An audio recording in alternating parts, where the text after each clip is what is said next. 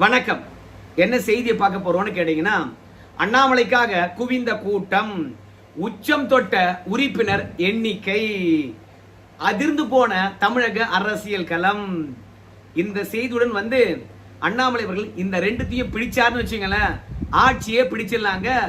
நம்ம விஜய் அவர்கள் இந்த ரெண்டுத்தையும் பிடிச்சாரு, எம்ஜிஆர் இந்த ரெண்டுத்தையும் பிடிச்சாரு, ஜெயலலிதா அவர்கள் கூட ஓரளவுக்கு இந்த ரெண்டுத்தையும் பிடிச்சாங்க. ஆனா மற்ற தலைவர்கள் இந்த ரெண்டுத்தையும் பிடிக்கவே இல்லை. அதனால தொடர்ந்து ஆட்சிக்கும் வர முடியல. அண்ணாமலை மட்டும் இந்த ரெண்டுத்தையும் பிடிச்சாருன்னா கண்டிப்பா அடுத்த தேர்தலில் ஆட்சியை பிடிச்சிடலாம். அந்த ரெண்டு என்ன அப்படின்றத இந்த வீடியோ நம்ம விரிவா பார்க்க போறோங்க. ஆனா அதற்கு முன்பாக இதுவரைக்கும் நம்ம சேனலை நீங்க சப்ஸ்கிரைப் பண்ணலன்னா மறக்காம சப்ஸ்கிரைப் பண்ணிட்டு கொஞ்சம் சப்போர்ட் பண்ணுங்க.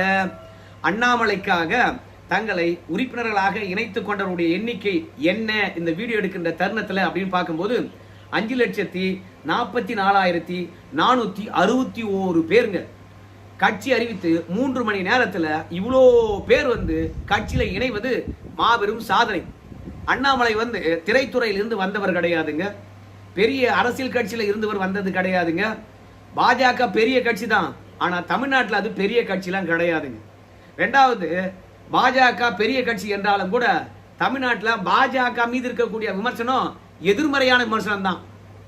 அந்த கட்சியில் இருக்கிறவங்க மீதும் எதிர்மறையான விமர்சனம் மட்டும்தான் இருக்குது, நேர்மறையான விமர்சனங்கள் எதுவுமே கிடையாது. இப்படி எதிர்மறையான விமர்சனம் உள்ள ஒரு கட்சியிலிருந்து ஒரு மனுஷன் புதுசா கட்சி தொடங்கின பிறகு 3 மணி நேரத்தில் கிட்டத்தட்ட 5.5 லட்சம் பேர் அந்த கட்சியில இணைகின்றார்கள் என்றால், இன்னும் தமிழகத்தில் பல பேர் மாற்றம் வேண்டி எதிர்பார்த்து காத்துட்டு இருக்காங்க. விஜய் தான் மாற்றம் என்று சொன்னாங்க. இல்லை இல்லை, அதுவே எங்களுக்கு ஏமாற்றம் தான். உண்மையான மாற்றம் என்கின்ற போது மக்கள் மத்தியிலிருந்து ஒருத்தன் எழுந்து வரணும். திரையிலிருந்து எழுந்து வர தேவையில்லை. திரையிலிருந்து வந்தவர் திமுக அதிமுகவுக்கு மாற்றா வேண்டுமானால் இருக்கலாம், ஆனால் அவர் மக்களுக்கு மாற்றாக இல்லை. ஏன்னா திரையிலிருந்து வந்தவருக்கு மக்கள் பிரச்சனை தெரியல, மக்கள் பிரச்சனையை தீர்க்கவும் தெரியல. அது மட்டும் இல்ல, யாரு வேட்பாளர், யாரு அமைச்சர், யாரு சட்டமன்ற உறுப்பினர் எதுவுமே தெரியாம மக்கள் விஜய் மட்டுமே பார்த்துட்டு கண்மூடித்தனமாக ஓட்டு போட்டதுனால இன்னைக்கு சட்ட ஒழுங்கு எப்படி கெட்டு போயிருக்கிறது, மக்களுடைய அடிப்படை தேவைகள் நிறைவேற்றப்படாம எப்படி தேக்கமடைந்திருக்கிறது. அதனால இந்த திரை மோகம் என்பது எங்களுக்கு மாற்றம் இல்லையப்பா.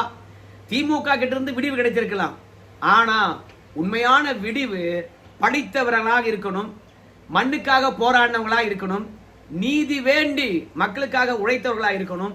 அதோட இன்னும் விஜயை விட இளைஞராக இருக்கணும். ஏன்னா அடுத்த தலைமுறை என்ன நினைக்குது என்று அவனுக்கு தான் தெரியும் என்று மக்கள் எதிர்பார்த்து நமக்கு தெரிந்து புதிய மாற்றம் அண்ணாமலையால கிடைக்கும் என்று நினைச்சவங்க இன்னைக்கு அவசர அவசரமாக ஆயிரக்கணக்கான பேர் அண்ணாமலை கட்சியில உறுப்பினராக சேர்ந்து கொண்டிருக்கின்றார்கள். இதுவே அண்ணாமலைக்கு மாபெரும் வெற்றி தானுங்க. சாதாரண விவசாயி மக, ஒரு ஐபிஎஸ் அதிகாரி, பாஜக பின்புலம், இவ்வளவு பேர் சேர்றாங்கன்னா உண்மையாகவே இது அண்ணாமலைக்கு மாபெரும் வெற்றி தானுங்க.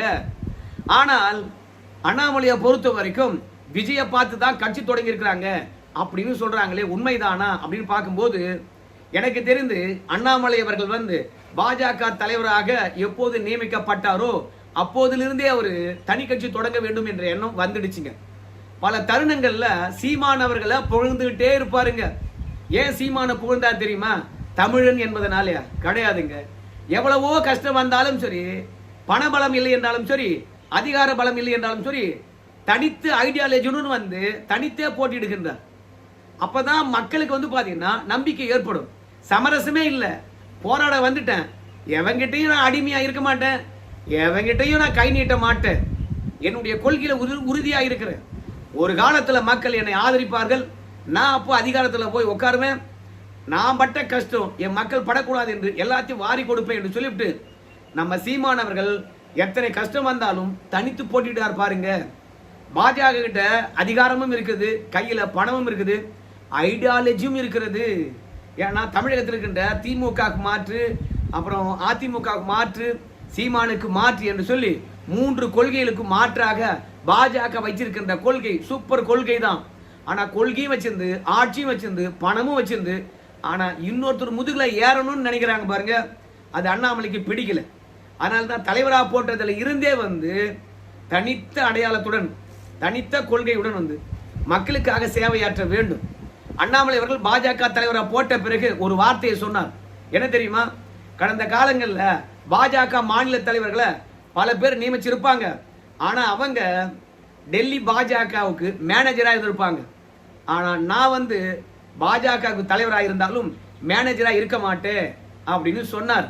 அதன் மூலமாக என்ன சொல்ல வரான்னு கேட்டீங்கன்னா, தமிழ்நாட்டில் என்ன மாதிரியான எதிர்பார்ப்பு இருக்குது, தமிழ்நாட்டு அரசியல் என்னவாக போய் கொண்டு இருக்குது, இதை பற்றியெல்லாம் டெல்லியில் இருக்கிறவங்களுக்கு தெரியாது. அதனால நம்ம சொன்னாலும் புரிஞ்சு கொள்ள மாட்டாங்க. தமிழ்நாட்டுடைய சூழ்நிலைக்கு ஏற்ற நானே முடிவெடுப்பேன், அதுக்கு டெல்லி தடையா இருக்காது அப்படின்னு அண்ணாமலை நினைச்சார். டெல்லியை பொறுத்த வரைக்கும் அதிகாரங்கள் தங்கக்கிட்ட தான் இருக்கணும்னு சொல்லிட்டு அவங்க நினைப்பாங்க. அதை தாண்டி யார் வளர்ந்தாலும் சரி ஒருபோதும் ஏற்றுக்கொள்ளவே மாட்டாங்க. அது எல்லாருக்கும் தெரியும். ஆனா அண்ணாமலையை பொறுத்த வரைக்கும் ஒரு ப்ளோ சார்ட்டை போட்டு கொடுத்தார். நம்ம அரசியலை எப்படி வளர்ச்சி அடைய போறோம், என்னென்ன முன்வைக்க போறோம், எந்த காலகட்டங்களில் நாம தனித்து நிற்க போறோம், தனித்து நிற்கின்ற பொழுது யாரையெல்லாம் கூட்டணியில் சேர போறோம், நமக்கான வெற்றி எவ்வளவு இருக்க போகுது, அந்த வெற்றி அடுத்த முறை எவ்வளவு உச்சம் தொட போகுது என்று அமித்ஷா கிட்ட தமிழ்நாட்டு அரசியலுடைய புவியியல் தட்பவெப்ப நிலையை அப்படியே ப்ளோ சார்ட்டா போட்டு கொடுத்து பாஜக மாநில தலைவராக ஆனார். அதை தான் நடைமுறைப்படுத்த விடுவாங்க அப்படின்னு அண்ணாமலை நினைச்சார். ஆனால் அண்ணாமலைக்கு தொடர்ந்து நெருக்கடி. 2024 முட்டி மோதி தனித்து போட்டியிட்டார். அதுக்கப்புறம் 2026 அதிமுக கூட்டணி. அண்ணாமலையை பொறுத்த வரைக்கும் சீமானே தனித்து நிற்கிறாரு, நாம ஏன் தனித்து நிற்க கூடாதுன்னு எவ்வளவோ கேட்டு பார்த்துட்டார். பாஜக தலைமையில கூட்டணி போட்டோம். தமிழ்நாட்டு மக்களை பொறுத்த வரைக்கும் நம்ம கூட்டணி மீது நம்பிக்கை வச்சு நமக்கு வாக்களித்திருக்காங்க. மீண்டும் அந்த கூட்டணியை கலைச்சி இன்னொரு கட்சியுடன் கூட்டணி வைக்கணுமா? இது தேவையா? தமிழ்நாட்டில் பாஜக இழப்பதற்கு என்ன இருக்குது? ஆட்சி அதிகாரத்தில் இருந்தோம் இல்ல. அப்புறம் பாஜக இழப்பதற்கு என்ன இருக்குது? அதனால கூட்டணி நம்ம தலைமையில் ஒன்று இருக்குது, அந்த கூட்டணியுடன் போட்டிடுவோம். வெற்றி பெற்றால் எல்லாமே லாபம், நம்ம தோல்வி அடைந்தால் இழப்பதற்கு ஒன்றும் இல்லை. வாக்கு சதவீதம் மட்டும் பாஜக அதிகரித்திருக்கும். அடுத்த தேர்தல் ஆட்சி பிடிப்பாங்க என்ற நம்பிக்கை தமிழக மக்களுக்கு வரும். மீண்டும் நம்ம ஒரு புதிய கூட்டணி உருவாக்குவோம், அந்த தேர்தலில் வெற்றி பெறுவோம். இலக்கு 2031 தானே, அதற்காக ஏன் இன்னொரு கட்சியினுடைய முதுகலை ஏறணும் அப்படின்னு அண்ணாமலை நினைச்சாரு. ஆனா பாஜக என்ன சொன்னாலும் ஒத்துக்கிறது கிடையாது. பாஜகவுடைய எண்ணமெல்லாம் என்னன்னு கேட்டீங்கன்னா, 2026 வெற்றி பெற்றால்தான் 2029 அதிக தொகுதிகளில் வெற்றி பெற முடியும். ஆளுங்கட்சி கூட்டணியில தான் பாஜக இருக்கணும்னு நினைச்சாங்க. அதனால தான் நயனார் நாகேந்திரன் அவர்களை போட்டு நம்ம அண்ணாமலை அவர்களை ரிலீவ் பண்ணி விட்டாங்க. அண்ணாமலையை பொறுத்த வரைக்கும் இன்னைக்கு காணொலி விட்டாரு. அந்த காணொலியை தெளிவாக சொல்லியிருப்பாரு. ஏமா நான் டிசம்பர் மாசமே வந்து பாஜக விட்டு ஒதுங்கிட்டோம்பா, அப்பவே வந்து தலைமை கிட்ட சொல்லிட்டேன், திடீர்னு இந்த மாதிரி கட்சி விட்டு போறேன்னு சொல்றியப்பா, நியாயமா இருக்குமா அப்படின்னு கேட்பாங்கிறதுனால இந்த தேர்தல் முடிகிற வரைக்கும் பாஜக இருந்து பணியாற்றி விட்டு நான் வந்திருக்கின்றேன் அப்படின்னு சொல்லியிருக்கிறாரு அண்ணாமலை. அதனால நம்முடைய விஜய் அவர்களை பார்த்து தான் கட்சி தொடங்கி இருக்கிறாரு அப்படின்னு சொல்றதெல்லாம் யதார்த்தம் கிடையாது. ரெண்டாவது, விஜய்க்கு ஆப்போசிட்ல 75 ஆண்டு கால பழமையான ஒரு கட்சியா? அது ஒரு சரியான காம்பினேஷனா இல்லையே. அண்ணாமலை வந்து பாத்தீங்கன்னா புதிய சித்தாந்தத்துடன், ரெண்டாவது புதிய உத்வேகத்துடன் மக்களுடைய எதிர்பார்ப்பை சுமந்து கொண்டு நம்ம விஜய்க்கு எதிராக களத்துல குதிச்சிருக்கிறாரு. விஜயா அண்ணாமலையா, இதுதான் சரியான காம்பினேஷனா இருக்கும். கணக்கு போட்டாரு, களத்துல இறங்கிட்டாரு அப்படின்னு சொல்றாங்க. உண்மைதானுங்க. ஏன்னா நம்முடைய விஜய் அவர்களை பொறுத்த வரைக்கும் என்ன ஐடியாலஜியுடன் வந்திருக்காருன்னு நமக்கு தெரியலீங்க. அவர் முழுக்க முழுக்க திரை கவர்ச்சி மூலமா தான் வந்திருக்கிறார். அது எவ்வளவு நாள் நீடிக்கும் என்று தெரியல. அதனால தான் அண்ணாமலையை நோக்கி இன்னைக்கு சாரசாரியா வந்துட்டு இருக்காங்க. அண்ணாமலை சொன்ன மாதிரி ஒரு சாதாரண மனுஷன் தானே, அவரை நோக்கி 3 மணி நேரத்துல 5 லட்சம் பேர் வந்து உறுப்பினர் ஆயிருக்காங்கன்னா அது பெரிய விஷயம் தானே. சீமான் 13 ஆண்டு காலமாக களத்திலிருந்து கத்துறார். அவருடைய உறுப்பினர் எண்ணிக்கையே வந்து 30 லட்சம் தான். ஆனா ஒரே நாள்ல இல்லைங்க, ஒரு 3 மணி நேரத்திலே வந்து 5.5 லட்சத்தை உறுப்பினர் எண்ணிக்கை கிராஸ் ஆயிருக்குன்னா, இத்தனைக்கும் படிச்சவங்க தான் அவங்க அத்தனை பேருமே. இணையதளத்தை பயன்படுத்தி தன்னை உறுப்பினராக இணைத்துக் கொள்ளுகின்றார்கள் என்றால் படித்தவர்கள் தான். தெரிஞ்சுதான் வந்து நம்ம அண்ணாமலை பின்னாடி இவங்க எல்லாம் இணைந்திருக்கின்றார்கள். ஏதோ மோகத்தினால இணையறது கிடையாது. எப்பா நான் கூட பாஜக இணைகிறம்பா அப்படின்னு பேர் சொல்லிட்டு போறது கிடையாது. நல்ல ஐடியாலஜியுடன் வந்து தனி மனித துதி இல்லாம கொள்கையை சார்ந்து அண்ணாமலை வருகின்றார். ஸோ கண்டிப்பா விஜய்க்கு எதிராக ஆவேசமாக களமாடுவார் நம்ம அண்ணாமலை. பாஜக இருக்கின்ற பொழுது செமைய ஆவேசமா களமாடினார். இத்தனைக்கும் அண்ணாமலை வந்து சுதந்திரமா செயல்பட முடியாது, சாவி டெல்லியில் இருந்தது. ஆனா இன்னைக்கு அண்ணாமலை கையிலே இருக்கிறது, அவரு தான் தலைவர், அவர் எடுக்கிறது தான் இறுதி முடிவு. அதனால கடந்த காலத்தை விட ரொம்ப ஆவேசமாக களமாடுவதற்கான வாய்ப்பு இருக்குது. அண்ணாமலை நான் கட்சி தொடங்குறேன்னு சொன்னதுக்கு இவ்வளோ பேர் வந்து சேர்ந்திருக்கின்றார்கள் என்றால், அண்ணாமலை விஜய்க்கு எதிராக, திமுக எதிராக களமாடினார் என்றால், தமிழ்நாட்டில் திமுக எந்த அளவுக்கு தமிழகத்தை சீரழித்திருக்குது என்ற விஷயத்தை எடுத்து சொன்னாங்கன்னா, திமுகவால் மக்கள் எவ்வளவு பேர் பாதிப்படைஞ்சிருக்காங்க என்று எடுத்து சொன்னா, நிச்சயமாக இன்னும் ஆயிரக்கணக்கான பேர் வந்து கட்சியில் சேருவதற்கான வாய்ப்பு இருக்கிறது. ஸோ ஒவ்வொரு மீடியாவையும் ஒவ்வொரு சமூக வலைதளத்தையும் அண்ணாமலை வந்து சரியா பயன்படுத்திக் கொள்வார் என்ற எண்ணம் நமக்குள்ள நல்லா தெரியுது. அதனால தான் நான் சமூக வலைதளம் மூலமாக நாளைக்கு 12 மணிக்கு சந்திக்கிறேன் என்று நேத்தே அறிக்கை விட்டாரு. அதனால அண்ணாமலைக்கு தமிழக அரசியல் களமானது அத்துக்குடி. விஜய புதுசா வந்தவர் அதை எதிர்கொண்டு வெற்றி பெற்றிருக்கின்றார் என்றால், அத்துக்குடியான களத்துல எவ்வளவு ஆட்டம் ஆடலாம். ஆனா நாம என்ன சொல்றோம் கேட்டீங்கன்னா, அண்ணாமலை வந்து இந்த ரெண்டுத்தையும் பிடிச்சிடணும். என்ன ரெண்டு அப்படின்னு பார்க்கும்போது, ஒன்னு பட்டியல் இனத்தவருடைய நெஞ்சில இடம் பிடித்து விட வேண்டும். ஏன்னா தமிழகத்தில் நடக்கக்கூடிய ஒவ்வொரு மாற்றத்துக்கும் காரணக்கர்த்தாவா இருக்கக்கூடியவங்க பட்டியல் இனத்தை சார்ந்தவங்க தான். சில பேர்லாம் வந்து சிறுபான்மையினருடைய உள்ளத்துல இடம் பிடிக்கணும் அப்படின்னு சொல்லுவாங்க. எனக்கு தெரிந்து பிஜேபி கிட்ட இருந்து வந்ததுனால அண்ணாமலை சிறுபான்மையர்கள் எந்த அளவுக்கு நம்புவாங்க அப்படின்னு நமக்கு தெரியல. அண்ணாமலையை பொறுத்த வரைக்கும் அனைவருக்குமான கட்சி தான் அப்படின்னு சொல்றாரு. ஏன்னா அரசியலா இருக்கலாம், இல்ல மற்ற விஷயங்களா இருந்தாலும் அண்ணாமலை பல இளைஞர்களுக்கு பயிற்சி கொடுத்திருக்கின்றார். அந்த பயிற்சி மையத்துக்கு பெயரே வந்து அப்துல் கலாம் பயிற்சி மையம் தான். ஸோ இப்படி சிறுபான்மையர்களை அரவணைக்கின்ற ஒரு ஆளாக தான் அண்ணாமலை இருக்கின்றார். இருந்தாலும் சிறுபான்மையர் அண்ணாமலை நடந்து கொள்ளுகின்ற விதத்தை பார்த்து ஓடோடி வந்துருவாங்க. அதில் எந்த விதமான மாற்றமும் கிடையாது.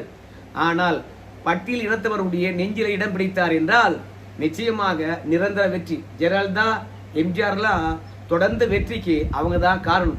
விஜய் அவருடைய வெற்றிக்கும் அவங்க தான் காரணம். அண்ணாமலைக்கு எல்லா மட்டத்தில் இருந்தும் உறுப்பினர்கள் சேருவாங்க. ஆனால் பட்டியல் இனத்தவரில் இருந்து எவ்வளவு உறுப்பினர்கள் சேர்றாங்க என்பதுதான் அண்ணாமலையுடைய வெற்றியாக பார்க்கப்படும். அதனால போராட்டங்களா இருக்கலாம், பேட்டி கொடுப்பதா இருக்கலாம், இல்ல முதல் பொதுக்கூட்டங்களா இருக்கலாம், எல்லாமே வந்து பட்டியல் இனத்தவர் வாழ்கின்றார்கள் தெரியுமா, அந்த இடத்துல இருந்து போய் நான் உங்கள ஒருத்தன், நான் உங்கள்ல இருந்து வந்திருக்கிறேன் அப்படின்னு காட்டினார்னா நிச்சயமாக விஜய தோக்கடிக்கலாம். முதலாவது என்னது, பட்டியல் இனத்தவருடைய நெஞ்ச கைப்பற்றி விட வேண்டும், இதயத்தை கைப்பற்றி விட வேண்டும். இரண்டாவது ஊடகத்தை கைப்பற்றுவது. ஊடகத்தை கைப்பற்றாத முன்னாடி அண்ணாமலையால ஒண்ணுமே பண்ண முடியாது. விஜய் ஊடகத்தை கைப்பற்றினார். ஊடகத்துக்கு எப்படி கவனிக்க முடியுமோ அப்படி கவனிச்சார். அதனால தான் விஜய் அவர்கள் வீட்டை விட்டு வெளியே வந்தாவே போதும், கார்ல ஏறிட்டாரு, 10 கிலோமீட்டர் தூரம் வந்துட்டாரு, அவரை சந்திக்க போறாரு அப்படின்னு பிரேக்கிங் நியூஸ் போட்டு பின்னாடியே கேமரா தூக்கின்னு அலைஞ்சிக்கிட்டு ஊடகமானது அவரை முன்னிலைப்படுத்தியது. அதன் மூலமாக தான் அவர் வெற்றி பெற்றார். நம்முடைய விஜய்க்கு ஒரு 15% தான் ரசிகர் பட்டாளம் இருந்தது. ஆனா ஒரு 35% வாக்கு வாங்குறதுக்கு காரணம் இந்த ஊடகங்கள் தான். சமூக வலைத்தளங்களை வந்து பாத்தீங்கன்னா தவேகால இருந்த அந்த ஐடி விங்ஸ் ஆனது அழகா பாத்துக்குச்சு. ஆனா மெயின் ஸ்ட்ரீம் மீடியாவை ஆதவாஜினா பாத்துக்கிட்டார், எந்த வித மனசோர்வும் இல்லாத அளவுக்கு. அதனால ஊடகத்தை கைப்பற்றினார் என்றால் அண்ணாமலையை பற்றி பிரேக்கிங் நியூஸ் அடிக்கடி போடுகின்ற அளவுக்கு பார்த்துக்கிட்டாருன்னா, அண்ணாமலை வெளியே வராரு, அண்ணாமலை உள்ள போறாரு, அண்ணாமலை மீட்டிங் பேசினாரு, அண்ணாமலைய கருத்து இது அப்படின்னு சொல்லிட்டு அண்ணாமலையை பற்றி ஒரு 2 வருஷம் தொடர்ந்து பேசினாங்கன்னா நிச்சயமாக விஜயை ஈஸியா தோக்கடிச்சிடலாம். ஏன்னா விஜய்க்கும் அரசியல் தெரியாது, கூட இருக்கிறவங்களுக்கும் அரசியல் தெரியாது, வெற்றி பெற்றிருக்காங்க தெரியுமா, அவங்களுக்கும் அரசியல் தெரியாது.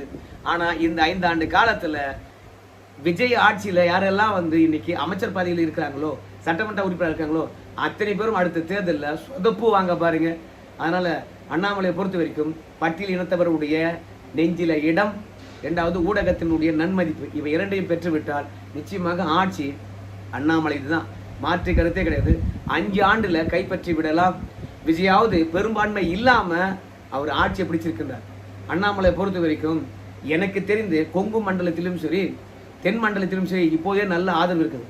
ஆனா இன்னும் தமிழகம் முழுவதும் சுற்றுப்பயணம் போவார். அந்த சுற்றுப்பயணத்துக்கு பிறகு அண்ணாமலை செல்வாக்கு எங்கேயோ போகும். அதனால அண்ணாமலை பொறுத்த வரைக்கும் ஊடகத்தினரை அரவணைக்க வேண்டும். அவரை பற்றி ஆனால் நல்ல விஷயங்கள் 4 பேச வேண்டும். அண்ணாமலை அவர்கள் ஊடகத்தை எப்படி கைப்பற்ற போறாரு, தாழ்த்தப்பட்ட ஒரு உள்ளத்தை எப்படி வந்து கவர போறாரு என்பதெல்லாம் பொறுத்து வந்து பார்க்கலாங்க. நன்றி.